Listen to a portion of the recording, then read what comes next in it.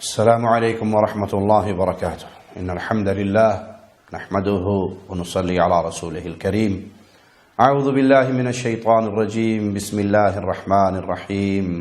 قل هو الله أحد الله الصمد لم يلد ولم يولد ولم يكن له كفوا أحد.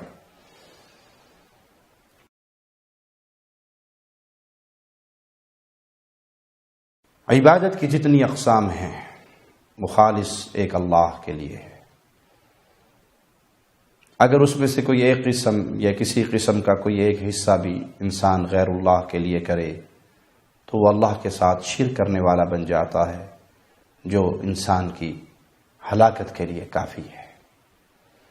نماز عبادت ہے، خالص اللہ کے لیے پڑھی جائے گی. اس میں رکوع ہے، سجود ہے، قیام ہے، وہ تمام اعمال اللہ کے لیے ہوں گے. جس طرح نماز عبادت ہے اسی طرح طواف بھی عبادت ہے، اور طواف بھی صرف بیت اللہ کا ہی کیا جائے گا.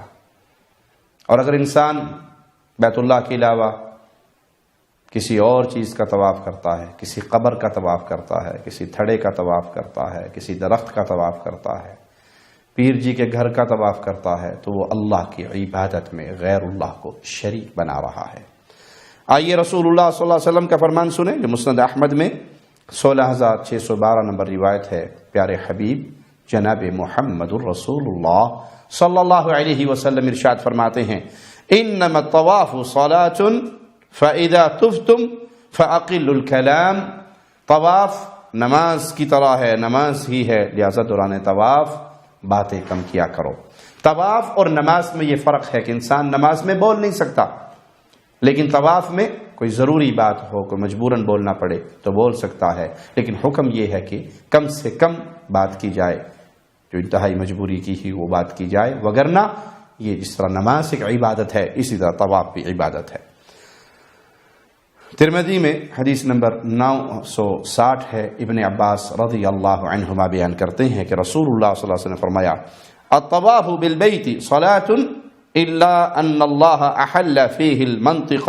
بیت اللہ کا طواف نماز ہے، مگر اللہ نے اس میں بات کرنا جائز قرار دے دیا ہے. لہذا جو کوئی بات کرے وہ خیر کی بات کرے، وہ بھلائی کی بات کرے، اس کے علاوہ کوئی بات نہ کرے. تو جس طرح نماز غیر اللہ کے لیے نہیں پڑھی جا سکتی، حرام ہے، اسی طرح بیت اللہ کے علاوہ کسی اور کا طواف کرنا حرام ہے. جہالت نے ڈیرے ڈالے ہوئے ہیں، توحید سے لوگ دور ہیں. لوگ آج توحید کی دعوت کو یہ سمجھتے ہیں کہ اس سے فتنہ برپا ہوگا، اور وہ نماز، روزہ، حج، صدقہ، زکوٰۃ، خیرات، دنیا جہان کی نیکیوں کی دعوت دیتے ہیں. صرف ایک توحید کی دعوت دیتے ہوئے زبان لڑکھڑا جاتی ہے. نتیجہ کیا نکلتا ہے؟ ہمارے ساتھ رہیے، اس کلپ کو دیکھیے. یہ پیر لال شہباز قلندر کی درگاہ پر لال باغ میں ایک تھڑا ہے جس پہ پیر صاحب بیٹھا کرتے تھے. یہ اس تھڑے کا طواف کیا جا رہا ہے. پوچھنے والا پوچھتا ہے کہ طواف تو بیت اللہ کا ہوتا ہے، یہاں کیا کرتے ہو؟ اس سے کیا ملتا ہے؟ کتنے چکر لگائے ہیں؟ کہ 7 چکر لگائے ہیں. صحیح، چکر لگا لو تو جو دل کی منت ہے وہ پوری ہو جاتی ہے. ہم نے دیکھا ہے آپ یہاں چکر لگا رہے ہیں، لوگ بھی یہاں چکر لگا رہے ہیں. اس چکر لگانے سے کیا ہوتا ہے؟ ادھر سرکار آتے تھے تو کہتے تخت نشین ہے، اچھا، تو ادھر آگے ہم بھی چکر لگاتے ہیں، اللہ کا نام لیتے ہیں اور اللہ کو یاد کر کے تو نکل جاتے ہیں. کتنے چکر آپ نے لگائے ہیں؟ 7. اچھا جی جی، تو مطلب آپ کی جو بھی مرادیں ہوگی یہاں چکر لگانے سے پوری ہوگی انشاءاللہ. کعبۃ اللہ کے سوا کسی اور چیز کو طواف نہیں کیا جاتا، لیکن لوگ یہاں طواف کر رہے ہیں، یہ جائز ہے؟ جائز تو نہیں، چلو لوگوں کے دل میں ہے تو جو وہاں نہیں جا سکتا ادھر.